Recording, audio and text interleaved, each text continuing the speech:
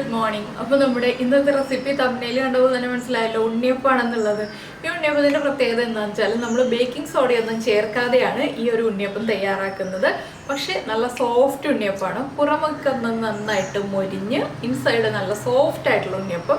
അപ്പോൾ ഈ ഉണ്ണിയപ്പം നമ്മൾ ഇൻസ്റ്റന്റ് ആയിട്ടല്ല കേട്ടോ ഉണ്ടാക്കുന്നത്, കുറച്ച് സമയമൊക്കെ മിക്സ് ചെയ്ത് വെച്ചിട്ടാണ് ഉണ്ണിയപ്പം ഉണ്ടാക്കുന്നത്. അപ്പോൾ എങ്ങനെയാണ് നമ്മുടെ ഈസി ആയിട്ടുള്ള റെസിപ്പിയാണ്, പക്ഷേ എങ്ങനെയാണ് നമ്മുടെ ട്രഡീഷണലും ഈസിയുമായിട്ടുള്ള രീതിയിൽ ഈ ഒരു ഉണ്ണിയപ്പം തയ്യാറാക്കുന്നത് നോക്കാം. പിന്നെ ഒരു കാര്യവും കൂടിയുണ്ട്, ഇത് അരിപ്പൊടിയും ഗോതമ്പ് പൊടിയും ചേർത്തിട്ട് ഉണ്ടാക്കാം. പക്ഷെ ഞാനിപ്പോൾ ഗോതമ്പ് പൊടിയും മൈദപ്പൊടിയും ചേർത്തിട്ടാണ് ഉണ്ടാക്കുന്നത്. അത് നിങ്ങൾക്ക് നിങ്ങളുടെ ചോയ്സ് അനുസരിച്ച് വ്യത്യാസം വരുത്താം കേട്ടോ. അരിപ്പൊടിയും ഗോതമ്പ് പൊടിയാണെങ്കിൽ 1 കപ്പ് അരിപ്പൊടിക്ക് 1/2 കപ്പ് ഗോതമ്പ് പൊടി എന്നുള്ള കണക്കിലെടുക്കുക. അല്ലെങ്കിൽ ഞാനിപ്പോൾ ഗോതമ്പ് പൊടിയുടെ കണക്ക് പറയുന്ന പോലെ നിങ്ങൾ അതുപോലെ ചെയ്യുക. എങ്ങനെയാണെങ്കിലും ഉണ്ണിയപ്പം സോഫ്റ്റ് ആയിരിക്കും. അപ്പോൾ നമുക്ക് എങ്ങനെയാണ് നമ്മുടെ ഉണ്ണിയപ്പം തയ്യാറാക്കുന്നത് നോക്കാം. നമുക്ക് നമ്മുടെ ഇൻഗ്രീഡിയൻസ് നോക്കാം. ഞാനിപ്പോൾ 2 കപ്പ് ഗോതമ്പ് പൊടി എടുത്തിട്ടുണ്ട്, അതിലേക്ക് 1 കപ്പ് മൈദപ്പൊടി എടുത്തിട്ടുണ്ട്. നമ്മൾ എത്രത്തോളം ഗോതമ്പ് പൊടി എടുക്കുന്നോ അതിൻ്റെ നേർ പകുതി മൈദപ്പൊടി എടുക്കുക. പിന്നെ എടുത്തിരിക്കുന്നത് പാളയൻകോടൻ പഴമാണ്, മൈസൂർ പഴം എന്നൊക്കെ പറയില്ലേ, ആ പഴം. ഈ പഴം കിട്ടിയില്ല എന്നുണ്ടെങ്കിൽ നമുക്ക് റോബസ്റ്റ പഴം എടുക്കാം കേട്ടോ, നമ്മുടെ ചിങ്ങൻ പഴം, പച്ച കളറിലെ പഴം എടുക്കാം. അപ്പോൾ നന്നായിട്ട് പഴുത്ത പഴം എടുക്കുക. പിന്നെ ഞാൻ എടുത്തിരിക്കുന്നത് 1/2 കപ്പ് തേങ്ങ കൊത്തി എടുത്തതാണ്, ചെറിയ പീസുകളായിട്ട് തേങ്ങ കൊത്തി ചേർക്കുക. അതുപോലെ തന്നെ 1.5 ടേബിൾ സ്പൂൺ എള്ള് എടുത്തിട്ടുണ്ട്. പിന്നെ നമുക്ക് വേണ്ടത് ശർക്കരപ്പാനിയാണ്. ശർക്കരപ്പാനി എന്ന് പറയുമ്പോൾ ഞാൻ 400 ഗ്രാം ശർക്കരയാണ് എടുത്തിട്ടുള്ളത്. ഈ ഒരു അളവിലേക്കായിട്ട് 400 ഗ്രാം ശർക്കര 1.5 കപ്പ് വെള്ളത്തിൽ മെൽറ്റ് ചെയ്തെടുത്തിട്ടുണ്ട്. ഇളം ചൂട് വേണം ശർക്കരപ്പാനിക്ക്, നല്ല തിളച്ച ചൂടല്ല, ഇളം ചൂടോടുകൂടിയാണ് നമ്മൾ ശർക്കരപ്പാനി ഇതിലേക്ക് ചേർക്കുന്നത്.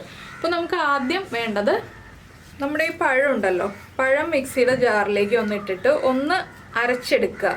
പഴം അരച്ചെടുക്കുന്നതാണ് എപ്പോഴും നല്ലത്. എന്താണെന്ന് വെച്ചാൽ പഴം നമ്മൾ കൈകൊണ്ട് ഉടച്ചെടുക്കുന്നതിനേക്കാൾ നന്നായിട്ട് മിക്സ് ആയി കിട്ടുക പഴം അരച്ചെടുക്കുമ്പോഴാണ്. അപ്പോൾ ഈ ഒരു അളവിൽ പാളയംകോടൻ പഴം ആണെങ്കിൽ 3 എടുക്കുക, റോബസ്റ്റ് ആണെങ്കിൽ 1.5 എടുക്കുക കേട്ടോ. 3 പഴം എടുക്കരുത്. ഇതിലേക്ക് ഇനി നമുക്ക് ഒരു 8 ഏലക്കയും കൂടി ചേർക്കുക. നിങ്ങൾ ഏലക്ക പൊടിയാണ് ചേർക്കുന്നതെങ്കിൽ 1.25 ടീസ്പൂൺ ഏലക്ക പൊടി ചേർക്കുക. ഏലക്ക മാത്രം പൊടിച്ചത്, പഞ്ചസാരയും ഏലക്കയും കൂട്ടി ഒരുമിച്ച് ചേർത്ത് പൊടിച്ചതാണെന്നുണ്ടെങ്കിൽ 2 ടീസ്പൂൺ ചേർക്കുക. അപ്പോൾ ഞാൻ ഇതൊന്ന് അരച്ചെടുക്കട്ടെ. ഇതിലേക്ക് വേറെ കാര്യങ്ങളൊന്നും ചേർക്കണ്ട, നമുക്കിതൊന്ന് അരച്ചെടുത്തിട്ട് വരാം. അപ്പോൾ നമ്മുടെ പഴം നമ്മൾ ഏലക്കയും പഴവും ചേർത്ത് ഇതുപോലെ നന്നായിട്ട് അരച്ചെടുത്തിട്ടുണ്ട്. ഇനി നമുക്ക് ഇത് മാറ്റി വയ്ക്കാം. വേറൊരു പാത്രം എടുക്കാം. നമ്മൾ ഏതിലാണോ മിക്സ് ചെയ്യുന്നത് ആ പാത്രം എടുക്കുക. ഇതിലേക്ക് നമ്മുടെ ഗോതമ്പ് പൊടി, അതുപോലെ തന്നെ മൈദപ്പൊടി, നിങ്ങൾക്ക് വേണമെങ്കിൽ 1/4 കപ്പ് അരിപ്പൊടിയും കൂടി ചേർക്കാം കേട്ടോ. അപ്പോഴും ശർക്കരപ്പാനിയുടെ അളവിൽ വ്യത്യാസം വരുത്തണ്ട. പിന്നെ ഞാനൊരു 2 പിഞ്ച് ഉപ്പ് ചേർക്കുന്നുണ്ട്. ഇതെല്ലാം ചേർത്ത് നന്നായിട്ടൊന്ന് മിക്സ് ചെയ്യാം. ഈ ഉപ്പ് നമ്മുടെ പൊടികളിലേക്ക് നന്നായിട്ടൊന്ന് മിക്സ് ആയി വരണം. ഇതൊരു ഇൻസ്റ്റൻറ്റ് ഉണ്ണിയപ്പം റെസിപ്പി അല്ല കേട്ടോ, നമ്മൾ കുറച്ച് സമയം മിക്സ് ചെയ്ത് വെച്ചതിന് ശേഷം ഉണ്ടാക്കുന്ന ഉണ്ണിയപ്പമാണ്. ഇൻസ്റ്റൻറ്റ് ഉണ്ണിയപ്പം റെസിപ്പി ഞാൻ നേരത്തെ ചെയ്തിട്ടുണ്ട്. ഇങ്ങനെ ഒരു ഉണ്ണിയപ്പം റെസിപ്പിയാണ് ചെയ്യാത്തത്. ഇത് നമുക്ക് ഗോതമ്പ് പൊടിക്ക് പകരമായിട്ട് അരിപ്പൊടിയും ഗോതമ്പ് പൊടിയും മിക്സ് ചെയ്തിട്ടും ചെയ്യാം. മൈദപ്പൊടി സ്കിപ്പ് ചെയ്യാം. അരിപ്പൊടി ചേർത്ത് ചെയ്യുമ്പോൾ കുറച്ച് ബലം കൂടുതലായിരിക്കും, ഗോതമ്പ് പൊടിയിൽ ചെയ്യുമ്പോൾ കുറച്ചുകൂടി സോഫ്റ്റ് ആയിരിക്കും. അതാണ് ഇത് രണ്ടും തമ്മിലുള്ള വ്യത്യാസം. ഇനി നമുക്കിതിലേക്ക് ശർക്കരപ്പാനി ചേർത്ത് കൊടുക്കാം. ഞാനിപ്പോൾ മെൽറ്റ് ചെയ്തിട്ട് ഒരു 5 മിനിറ്റിൽ കൂടുതലായിട്ട് മാറ്റി വെച്ചിരിക്കുന്ന ശർക്കരപ്പാനിയാണ്, അത് ചേർത്ത് കൊടുക്കുകയാണ്. മുഴുവനെ ഒരുമിച്ച് ചേർക്കണ്ട, കുറച്ചായിട്ട് ചേർക്കാം. നമുക്ക് ചേർത്ത് നന്നായിട്ട് മിക്സ് ചെയ്തെടുക്കുക. നമുക്കൊരു വിസ്ക് യൂസ് ചെയ്ത് മിക്സ് ചെയ്യാം, ഇല്ലാന്നുണ്ടെങ്കിൽ മിക്സിയിലൊന്ന് അടിച്ചെടുക്കാം. എളുപ്പം നമുക്ക് വിസ്ക് യൂസ് ചെയ്തിട്ട് മിക്സ് ചെയ്തെടുക്കുന്നതാണ്. തിളച്ച വഴിയെ ചേർക്കുകയാണെങ്കിൽ നമ്മുടെ പൊടി കുക്കായി പോവും, അതുകൊണ്ടാണ് നമ്മൾ തിളച്ച വഴിയെ ചേർക്കാത്തത്. ഇപ്പോൾ കണ്ടോ തിക്കായി വന്നു. ഇനി നമുക്ക് വീണ്ടും നമ്മുടെ ശർക്കരപ്പാനി ചേർത്ത് കൊടുക്കാം.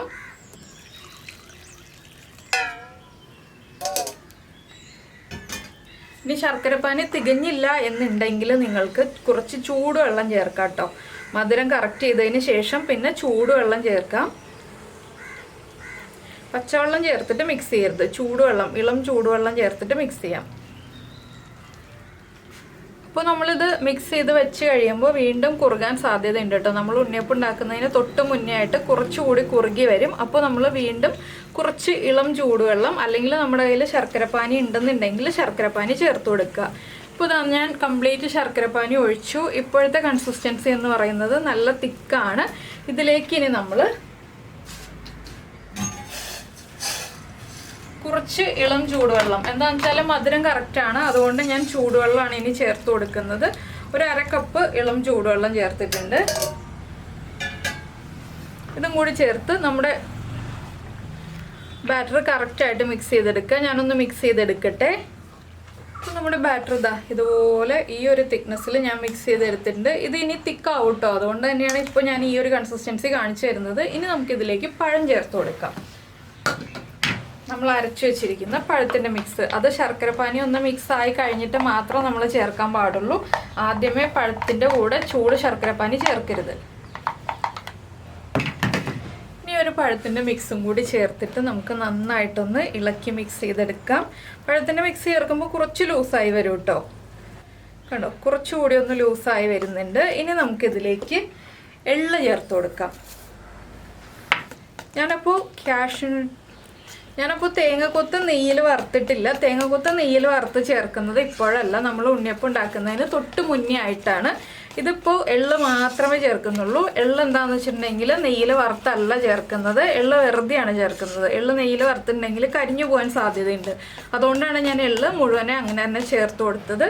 അപ്പോൾ ഈ ഒരു കൺസിസ്റ്റൻസിയിൽ നമ്മൾ ബാറ്റർ മിക്സ് ചെയ്ത് വെച്ചിട്ടുണ്ട്. ഇത് കുറച്ചുകൂടി ലൂസാക്കണം എന്നുണ്ടെങ്കിൽ കുറച്ചുകൂടി ലൂസാക്കി വെക്കാം കേട്ടോ. എന്താണെന്ന് വെച്ചാൽ നമ്മൾ ഉണ്ണിയപ്പം ഉണ്ടാക്കുന്നതിന് തൊട്ട് മുന്നേ കുറച്ചുകൂടി വെള്ളം ചേർക്കേണ്ടി വരും. അതുകൊണ്ടാണ് ഞാൻ കുറച്ചുകൂടി ലൂസാക്കി വെക്കാമെന്ന് പറഞ്ഞത്. അപ്പോൾ ഇനി ഇത് നമുക്ക് റെസ്റ്റ് ചെയ്യാൻ വയ്ക്കാം. റെസ്റ്റ് ചെയ്യാൻ വയ്ക്കുന്നത് എത്ര സമയമാണെന്ന് വെച്ചിട്ടുണ്ടെങ്കിൽ ഒരു 3 മണിക്കൂറെങ്കിലും മിനിമം വയ്ക്കുക. 4 മണിക്കൂർ വയ്ക്കാൻ പറ്റുകയാണെങ്കിൽ അത്രയും നല്ലത്. മിനിമം 3 മണിക്കൂർ വയ്ക്കുക. അതിനുശേഷം നമുക്ക് ഉണ്ണിയപ്പം ഉണ്ടാക്കാം. അപ്പോൾ ഞാൻ നെയ്യിൽ തേങ്ങക്കൊത്തൊക്കെ വറുത്ത് ഇതിലേക്ക് ആഡ് ചെയ്തിട്ട് അപ്പോഴത്തെ കൺസിസ്റ്റൻസി കാണിച്ചു തരാം. അപ്പോൾ ഇതിൽ ചെറിയ ബബിൾസൊക്കെ വന്ന് തുടങ്ങും നമ്മുടെ മാവിൻ്റെ മുകളിൽ. ആ സമയത്താണ് നമ്മൾ ഉണ്ണിയപ്പത്തിൻ്റെ മാവ് പാകമായി എന്ന് മനസ്സിലാക്കുന്നത്. ഇനിയിപ്പോൾ ഇത് റെസ്റ്റ് ചെയ്യാൻ വേണ്ടി നമുക്ക് അടച്ച് മാറ്റി വയ്ക്കാം. അപ്പോൾ നമ്മുടെ ഉണ്ണിയപ്പം ഉണ്ടാക്കാനായിട്ട് ഞാൻ ഉണ്ണിയപ്പ ചട്ടിയിൽ എണ്ണയൊക്കെ ഒഴിച്ച് റെഡിയാക്കി വെച്ചിട്ടുണ്ട്. നമ്മുടെ ഉണ്ണിയപ്പത്തിൻ്റെ മാവും റെഡിയായി വന്നിട്ടുണ്ട്. പിന്നെ നെയ്യിൽ തേങ്ങക്കൊത്തൊക്കെ ഫ്രൈ ചെയ്ത് റെഡിയാക്കി വെച്ചിട്ടുണ്ട്. ഇനിയിപ്പോൾ എണ്ണയൊന്ന് ചൂടായി വരട്ടെ. എണ്ണ നന്നായിട്ട് ചൂടായി വന്നിട്ട് വേണം നമുക്ക് ഉണ്ണിയപ്പത്തിൻ്റെ മാവ് ഒഴിച്ചു കൊടുക്കാനായിട്ട്. അപ്പോൾ ഉണ്ണിയപ്പത്തിൻ്റെ മാവിൻ്റെ കൺസിസ്റ്റൻസി ഞാൻ കാണിച്ചു തരാം കേട്ടോ എങ്ങനെയാണെന്നുള്ളത്. ഞാൻ തേങ്ങക്കൊത്ത് ചൂടായതുകൊണ്ട് ഉണ്ണിയപ്പത്തിൻ്റെ മാവിലേക്ക് ചേർത്തിട്ടില്ല. ആദ്യം കുറച്ച് മാവ് ഒരു ചെറിയ ബൗളിൽ എടുത്തിട്ടാണ് ഞാനിനി ഇതിലേക്ക് ഒഴിച്ചു കൊടുക്കാൻ പോകുന്നത്. എന്താണെന്ന് വെച്ചാൽ നമുക്ക് ഒഴിക്കാൻ എളുപ്പത്തിനാണ് ചെറിയ പാത്രത്തിൽ മാവ് എടുക്കുന്നത്. ഇത് കണ്ടോ, ഇതിൽ ചെറിയ ബബിൾസ് പോലെ വന്നിരിക്കുന്നത് കണ്ടോ, ചെറുതായിട്ടേ കാണാൻ പറ്റുള്ളൂ. ഇതുപോലെ വന്നു കഴിയുമ്പോഴാണ് നമ്മൾ ഉണ്ണിയപ്പത്തിൻ്റെ മാവ് പാകമായി എന്ന് മനസ്സിലാക്കേണ്ടത്. അപ്പോൾ ഇതാ നമ്മുടെ എണ്ണ ചൂടായി വന്നിട്ടുണ്ട്. ഒരു ഡ്രോപ്പ് മാവ് ഒഴിച്ച് നോക്കാം കേട്ടോ, എണ്ണ ചൂടായിട്ടുണ്ടോ ഇല്ലയോ എന്നുള്ളത് നമുക്ക് ചെക്ക് ചെയ്യാനായിട്ട്. ഞാനിപ്പോൾ ഒരു ഗ്ലാസ്സിലാണ് മാവ് എടുത്തിട്ടുള്ളത് ഒഴിക്കാൻ എളുപ്പത്തിന് വേണ്ടിയിട്ട്.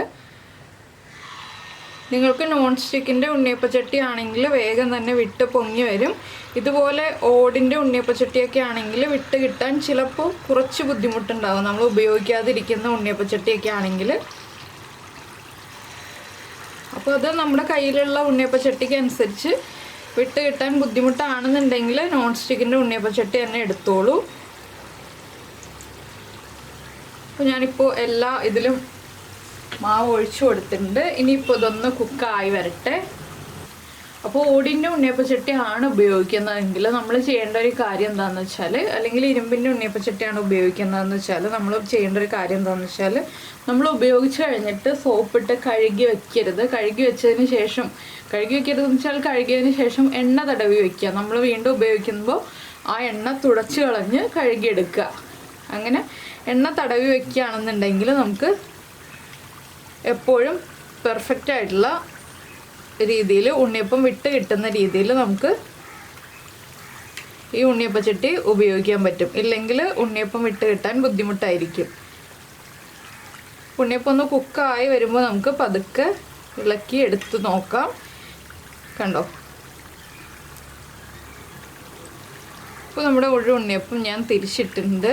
ഉണ്ണിയപ്പം കുക്കായി വരുമ്പോൾ പതുക്കെ വിട്ട് വന്നോളും.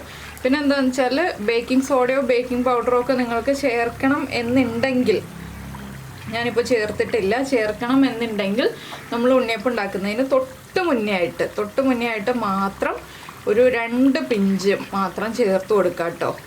ബേക്കിംഗ് സോഡ ആണെങ്കിലും ബേക്കിംഗ് പൗഡർ അല്ല, സോറി ഞാൻ പറഞ്ഞപ്പോൾ തെറ്റിപ്പോയതാണ്. ബേക്കിംഗ് സോഡ ഒരു 2 പിഞ്ച് മാത്രം ചേർത്ത് കൊടുക്കുക, ഒരുപാട് ചേർക്കരുത്.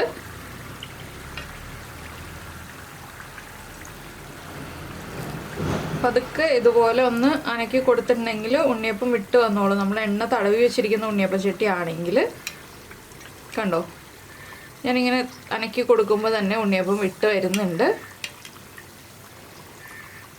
ഇനി 2 സൈഡും നന്നായിട്ട് കുക്ക് ചെയ്തെടുക്കുക. അപ്പോൾ ഇത് കൂടുതൽ വലിയ ഉണ്ണിയപ്പമായിരിക്കും കേട്ടോ. നിങ്ങൾക്ക് ഇത്രയും വലിയ ഉണ്ണിയപ്പം വേണ്ട എന്നുണ്ടെങ്കിൽ നമ്മുടെ നോൺ സ്റ്റിക്കിൻ്റെ ഉണ്ണിയപ്പം ചട്ടി ഉപയോഗിക്കുന്നതായിരിക്കും നല്ലത്. ഞാൻ എപ്പോഴും നോൺ സ്റ്റിക്കിൻ്റെ ഉണ്ണിയപ്പം ചട്ടിയാണ് എടുക്കാറുള്ളത്. പിന്നെ ട്രഡീഷണൽ ആയിട്ടുള്ള ഉണ്ണിയപ്പമൊക്കെ ഉണ്ടാക്കുമ്പോൾ എപ്പോഴും നമ്മൾ പഴയ ഉണ്ണിയപ്പം ചട്ടി എടുക്കല്ലേ നല്ലതെന്ന് വെച്ചിട്ടാണ് ഞാൻ ഇന്നിപ്പോൾ ഈ ഒരു ഉണ്ണിയപ്പം ചട്ടി എടുത്തത്. അപ്പോൾ ഉണ്ണിയപ്പം ഇനി കുക്കായി വരട്ടെ. 2 സൈഡും നല്ല ബ്രൗൺ ഷെയ്ഡായി വരുന്നത് വരെ നമുക്ക് തിരിച്ചിട്ട് കുക്ക് ചെയ്തെടുക്കാം. പിന്നെ ഇത് തിരിച്ചിടുമ്പോൾ എന്താ പ്രശ്നം വെച്ചാൽ തിരിഞ്ഞ് പോകും കേട്ടോ. അപ്പോൾ അതിൽ നമുക്ക് ചെയ്യാനുള്ള ഒരു ഓപ്ഷൻ എന്താണെന്ന് വെച്ചാൽ നമ്മുടെ ചീനച്ചട്ടി ഉണ്ടല്ലോ, ചീനച്ചട്ടിയിൽ എണ്ണ വെച്ചിട്ട് ഇത്രയും ഷേപ്പായി കഴിയുമ്പോൾ ചീനച്ചട്ടിയിലേക്ക് മാറ്റിയിടുക. അതിനുശേഷം നമ്മൾ ചീനച്ചട്ടിയിലിട്ട് വറുത്ത് കോരിയെടുക്കുക. അപ്പോൾ നമുക്ക് നല്ല പെർഫെക്റ്റ് ആയിട്ട് എല്ലാ സൈഡും ഒരുപോലെ മൊരിഞ്ഞ ഉണ്ണിയപ്പം കിട്ടും. എന്താണെന്ന് വെച്ചാൽ നമ്മൾ ഈ തിരിഞ്ഞു പോകുന്ന പ്രശ്നം ഉണ്ടാവില്ല ഉണ്ണിയപ്പത്തിന്. അപ്പോൾ ഉണ്ണിയപ്പം ഒരുപോലെ നമുക്ക് കുക്ക് ചെയ്തെടുക്കാം. ഇതാകുമ്പോൾ നമ്മളിങ്ങനെ തിരിച്ചിട്ട് കൊടുത്തോണ്ടേ ഇരിക്കേണ്ടി വരും. ഇതാണ് ഈ ഒരു ഉണ്ണിയപ്പത്തിൻ്റെ പ്രശ്നം. അപ്പോൾ ഉണ്ണിയപ്പം ഇനി കുക്കായി കഴിയട്ടെ. അപ്പോൾ ഇതാ നമ്മുടെ ഉണ്ണിയപ്പത്തിൻ്റെ ഫസ്റ്റ് ബാച്ച് റെഡിയായി കഴിഞ്ഞു. ഞാൻ എണ്ണയിൽ നിന്ന് മാറ്റാൻ പോവാണ്.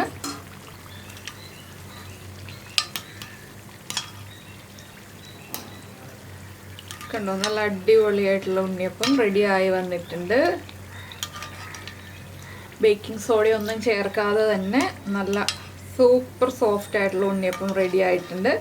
അപ്പോൾ നിങ്ങൾ ഇതുപോലെ ഉണ്ണിയപ്പം ഉണ്ടാക്കി നോക്കിയിട്ടില്ലെങ്കിൽ ഒരു തവണ ഇതുപോലെ ഉണ്ടാക്കി നോക്കൂ കേട്ടോ. ബേക്കിംഗ് സോഡയൊന്നും ചേർക്കാതെ നല്ല പെർഫെക്റ്റ് ആയിട്ടുള്ള ഉണ്ണിയപ്പം റെഡിയാക്കി നോക്കൂ. അതിനുശേഷം നിങ്ങളുടെ അഭിപ്രായങ്ങളൊക്കെ നമ്മുടെ വീഡിയോയുടെ താഴെ ഒന്ന് കമൻറ്റ് ചെയ്യൂ.